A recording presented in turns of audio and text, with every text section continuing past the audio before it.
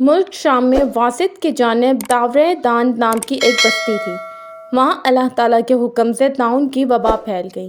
وہاں کے رہنے والے زیادہ تر لوگ وہاں سے بھاگ گئے اور وہاں سے نکل کر ایک دوسرے علاقے میں جا کر رہائش پذیر ہو گئے۔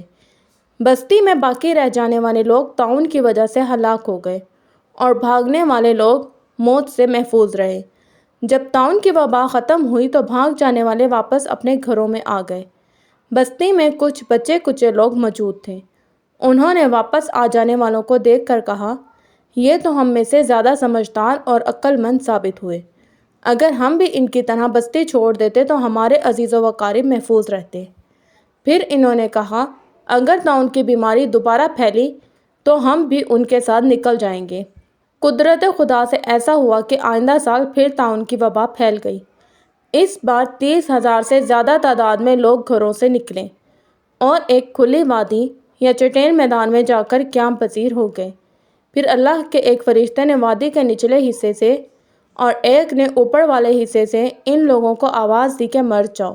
اس آواز پر وہ سب کے سب مر گئے اور ان کے بے روح جسم میدان میں پڑے رہے۔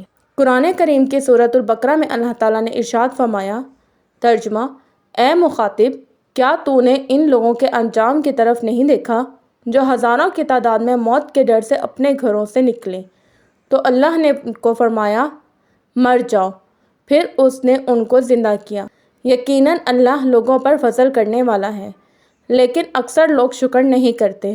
وہ لوگ مر گئے تو اللہ تعالیٰ نے ان کے بے روح جسموں کو درندوں سے محفوظ رکھا۔ کئی زمانے گزر گئے، آخر ایک اللہ کے نبی حضرت حزقیل علیہ السلام کا وہاں سے گزر ہوا۔ جب آپ نے ان لوگوں کو بے جان جسم دیکھا تو حیرت سے منہ میں انگلیاں دبا کر رہ گئے۔ اللہ تعالیٰ نے ان کی طرف وحی کی، کیا آپ کا ارادہ ہے کہ میں آپ کو مردے زندہ کر کے دکھاؤں؟ حضرت حزقیل علیہ السلام نے کہا، ہاں۔ وہ اللہ کی قدرت پر حیران ہوئے تھے۔ اللہ تعالیٰ نے آپ کو حکم دیا، ان ہڈیوں کو آواز دے کر کہو کہ جمع ہو کر گوشت پہن لیں اور پٹھے ایک دوسرے کے ساتھ مل جائیں۔ حضرت حزقیل علیہ السلام نے ان کو آواز دی، اے ہڈیوں، اللہ تمہیں جمع ہونے کا حکم دیتا ہے۔ ہڈیاں اڑ اڑ کر ایک دوسرے کے ساتھ ملنے اور اکٹھی ہونے لگیں، حتیٰ کہ وہ ہڈیاں انسانوں کے ڈھانچے بن گئے۔ پھر اللہ نے حکم دیا، ان سے کہو گوشت کا لباس پہن لو۔ آپ نے ہڈیوں کو اللہ کی طرف سے حکم دیا اور ہڈیوں پر گوشت آ گیا، ان میں خون دوڑنے لگا، اور مرتے وقت انہوں نے جو کپڑے پہن رکھے تھے وہ بھی ان کے جسموں پر واپس آ گئے۔ پھر اللہ تعالیٰ نے آپ کو حکم دیا، آواز دو کہ اے جسموں، اللہ تعالیٰ تمہیں کھڑے ہونے کا حکم دیتا ہے۔ آپ نے ان جسموں کو حکم دیا تو وہ کھڑے ہو گئے۔ اسبات با روایت حضرت ابن عباس رضی اللہ تعالیٰ عنہ، جب ان لوگوں کو زندہ کیا گیا تو انہوں نے کہا، اے اللہ تعالیٰ، تو پاک ہے تیری حمد کے ساتھ۔ پھر وہ زندہ ہو کر اپنی قوم کی طرف گئے۔ وہ ان کو پہچان رہے تھے کہ وہ مردہ تھے، موت کے آثار ان کے چہروں پر تھے۔ وہ جب کوئی کپڑا پہنتے تو وہ نشان زدہ ہو جاتا، حتیٰ کہ وہ لوگ اپنے مقررہ وقت پر فوت ہوئے۔ اللہ تعالیٰ نے حضرت حزقیل علیہ السلام کو بنی اسرائیل میں نبی بنایا۔ آپ نے ہی اس قوم کے لیے دعا کی تھی۔ وہ موت کے خوف سے ہزاروں کی تعداد میں اپنے گھروں سے نکلے تھے، لیکن اللہ تعالیٰ نے ان کو یہ دکھانے کے لیے مار دیا کہ زندگی دینے والا اور مارنے والا صرف اللہ ہے، اور وہ جسے چاہے موت دے، جسے چاہے زندہ کرے۔